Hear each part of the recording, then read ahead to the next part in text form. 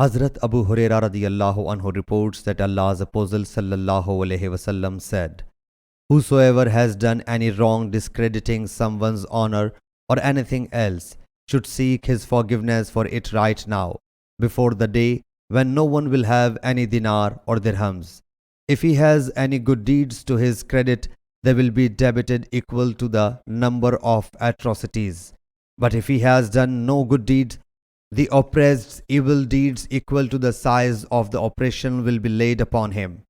Imam Abu Abdullah Bukhari narrates that Ismail bin Abu Uwais said he was named Maqburi, for the lived near the graves. Imam Abu Abdullah Bukhari said Sayyid Maqburi was actually manumitted by Banu Layth. He is Sayyid bin Abu Sayyid and the name of Sayyid's father is Kaisan. Sahih Bukhari, Hadith number 2449.